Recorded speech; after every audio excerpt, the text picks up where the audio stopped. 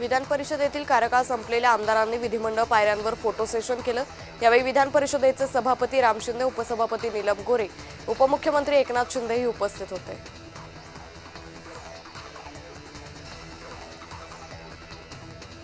उपसभापती नीलम गोरेंचा कार्यकाळ संपत असल्यानं त्यांचा निरोप समारंभ विधान परिषदेत संपन्न झाला। यावेळी मुख्यमंत्री फडणवीसांनी त्यांना शुभेच्छा दिल्या। अभ्यास आणि संवेदनशीलता हे गोरेंचं विशेष गुण असल्याचं फडणवीसांनी सांगितलं।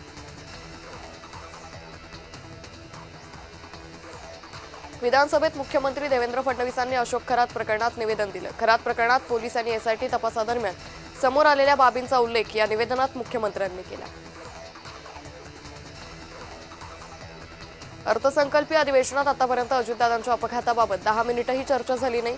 यावरून आमदार अमोल मिटकरींनी खेद व्यक्त केलाय। बंधुबाबाचे 250 व्हिडिओ सापडले, मात्र अजितदादांचं एकही सीसीटीव्ही सापडलं नाही, ही गंभीर बाब असल्याचंही मिटकरी म्हणाले।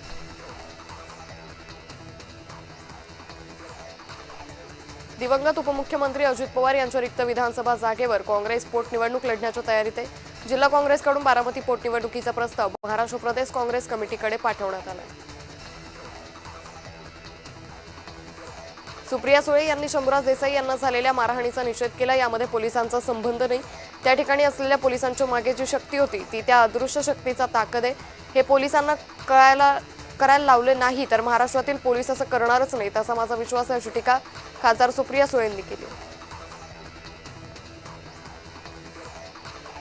उपमुख्यमंत्री सुनेत्रा पवार मुख्यमंत्री देवेंद्र फडणवीसांच्या भेटीला गेल्या। खरात प्रकरणी सुनेत्रा पवार यांनी मुख्यमंत्र्यांसोबत चर्चा केल्याची माहिती सूत्रांनी दिली। शरद पवारांनी दिवंगत नेते दत्ता मेघे यांच्या कुटुंबियांची सांत्वनपर भेट घेतली। शरद पवारांचा हा केवळ एका दिवसीय नागपूर दौरा आहे। मेघेंच्या निवासस्थानी कुटुंबियांची भेट घेऊन पवार पुन्हा मुंबईकडे रवाना झाले। खरातच्या शिवनिका संस्थेची ही चौकशी होणार आहे। अशोक खरात प्रकरणात निवेदन करताना फडणवीसांनी ही माहिती दिली। रुपाली ठोंबरे यांच्या विरोधात पक्षांतर्गत नाराजी असल्याची माहिती आहे। काही महिला पदाधिकाऱ्यांनी उपमुख्यमंत्री सुनेत्रा पवारांची भेट घेतली। चाकणकरांच्या संदर्भात ठोंबरेंनी घेतलेल्या भूमिकेबद्दल नाराजी व्यक्त केल्याची माहिती आहे। यापुढे जर मित्रपक्षानं कुठल्याही कार्यकर्त्यावर अन्याय केला तर गाठ माझ्याशी, असं म्हणत आमदार संजय गायकवाड यांनी मित्रपक्ष भाजप आणि राष्ट्रवादीला थेट इशारा दिला। अवैध सीडीआर काढल्याप्रकरणी नाना पटोले यांनी सरकार विरोधात रोष व्यक्त करत देवेंद्र फडणवीस यांचं सरकार आल्यापासून हे प्रकार सुरू असल्याचा आरोप केलाय। या प्रकरणी विधानसभेत आवाज उठवणार असल्याचंही नाना पटोले म्हणाले।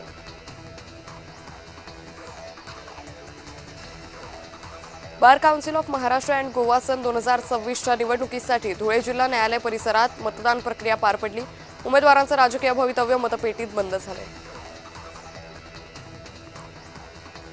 सातारा जिल्हा परिषद अध्यक्ष उपाध्यक्ष निवडीवरून राजकीय वातावरण तापले।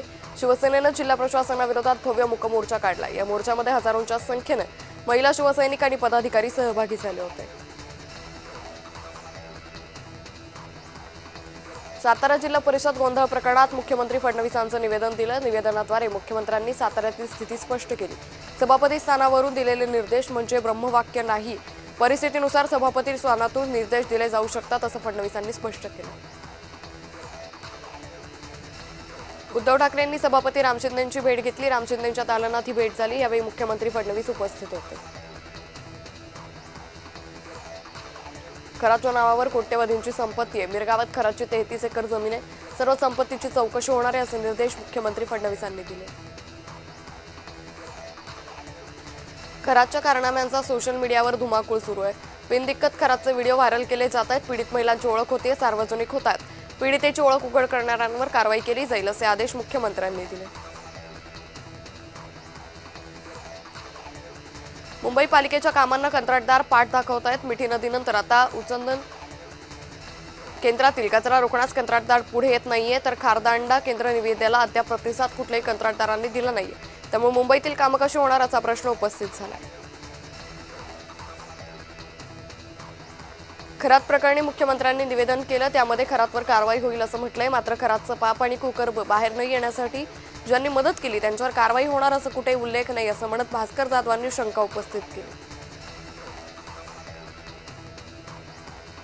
संजय गायकवाड यांचं विधान निषेधार्ह आहे। बोलताना सुसंस्कृतपणा असला पाहिजे, अशी प्रतिक्रिया आमदार श्वेता महाले यांनी दिली।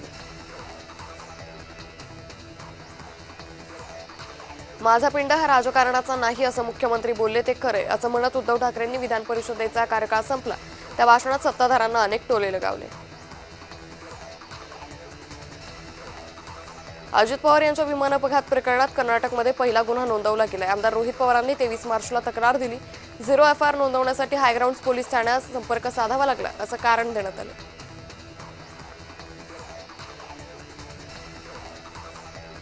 सातारा जिल्हा परिषद अध्यक्ष उपाध्यक्ष निवडीवरून राजकीय वातावरण चांगलंच तापलंय। शिवसेनेच्या वतीनं सातारा जिल्हा प्रशासनाविरोधात भव्य मूकमोर्चा काढण्यात आला। या मोर्चामध्ये हजारोंच्या संख्येनं महिला शिवसैनिक आणि पदाधिकारी सहभागी झाले होते।